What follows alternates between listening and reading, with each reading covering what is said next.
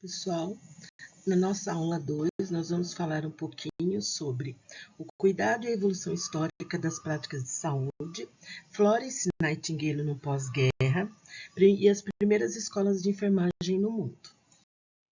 Então, antigamente a enfermagem era conhecida como uma prática leiga, né?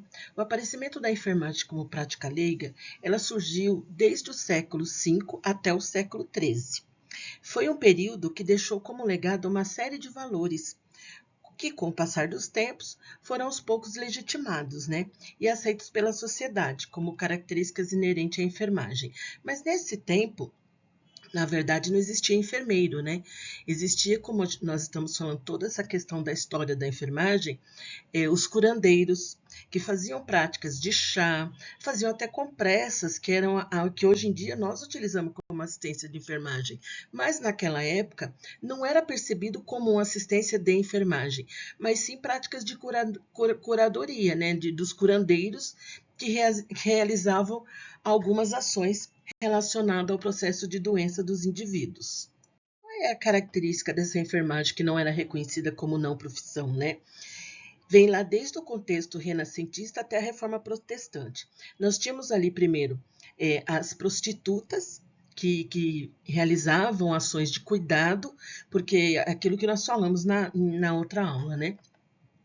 Que elas realizavam a prostituição durante a noite e durante o dia elas cuidavam das pessoas doentes como se fosse uma forma de pagar os pecados, porque cuidar das pessoas doentes era algo que ninguém queria fazer, era uma coisa assim que era horrenda na época, né?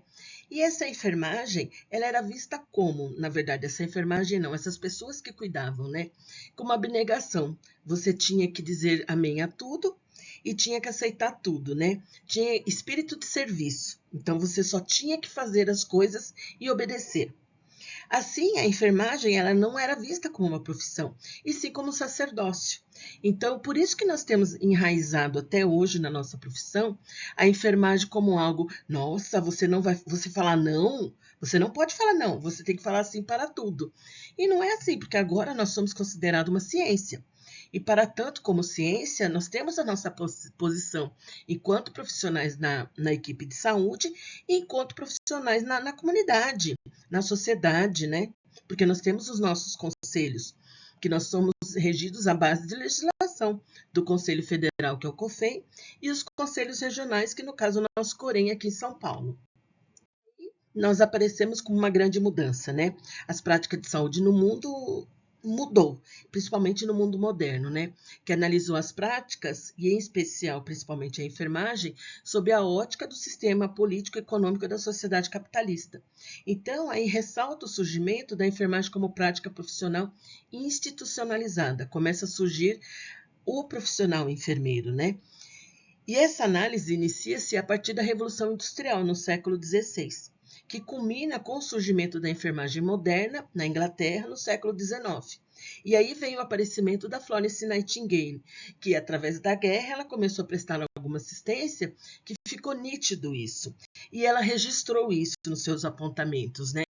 Que acabou virando o quê? O nosso norte para o segmento da assistência de enfermagem prestada. Começaram a surgir as primeiras escolas de enfermagem, né? Apesar das dificuldades que as pioneiras da enfermagem tiveram, devido à incompreensão dos valores, né? Porque tinha que dizer amém, não podia falar nada, tinha que ser abnegado, teve um valor necessário e um desempenho da profissão, né? As escolas começaram a se espalhar pelo mundo a partir da Inglaterra. E nos Estados Unidos, a primeira escola foi criada em 1873. 1877, surgiram as primeiras enfermeiras diplomadas em Nova York, nos Estados Unidos, né? As escolas deveriam funcionar de acordo com a filosofia da escola de Florence Nightingale, baseada em algumas ideias-chave, que foram 4 ideias-chave. A primeira ideia-chave era o treinamento. Então, o treinamento das enfermeiras deveria ser considerado tão importante quanto qualquer outra forma de ensino a ser mantido pelo dinheiro público. E hoje em dia nós temos ainda a questão da educação continuada, educação em serviço.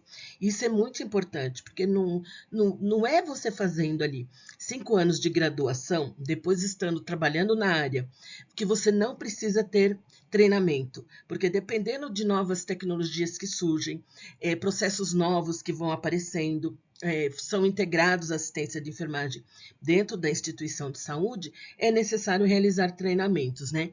Então, o treinamento ele se torna algo contínuo na vida dos profissionais de saúde, principalmente do enfermeiro.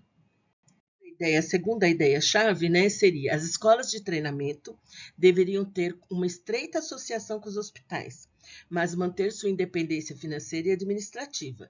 Então, ou seja, precisaria que as escolas estivessem próximos aos hospitais e os hospitais abrissem as portas para que essas enfermeiras pudessem ir lá treinar e trabalhar.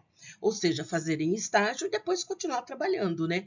Porque se você não pratica a ação que você aprendeu na teoria, você não consegue adquirir o conhecimento. Porque, na verdade, nós acabamos temos a informação, essa informação acaba se transformando em conhecimento quando eu coloco essa ação em prática. Aí ela me torna conhecimento, porque aí eu não esqueço mais. A terceira chave seria: as enfermeiras profissionais deveriam ser responsáveis pelo ensino no lugar de pessoas não envolvidas em enfermagem. Até hoje é assim, né? Quem que dá aula para enfermagem? É o enfermeiro.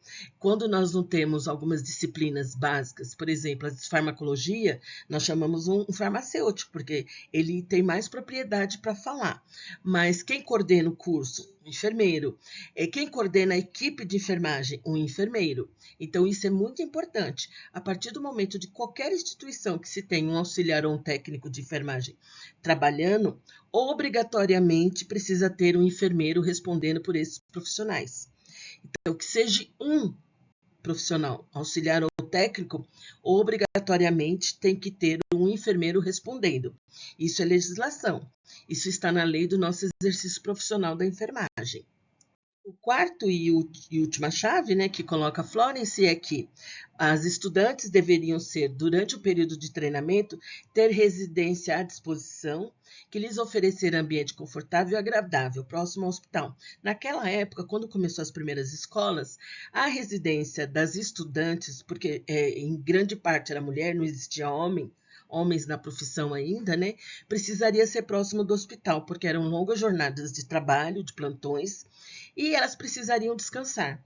Então, quanto mais perto fosse, melhor porque você não perde tempo com relação à distância, igual acontece hoje. Hoje, o que acontece? Muitas pessoas que trabalham na Zona Leste, aliás, moram na Zona Leste e vão trabalhar na Zona Sul. Olha o tempo de percurso que acaba acontecendo, né? Nós temos hospitais que fornecem transporte coletivo, por exemplo, o Einstein.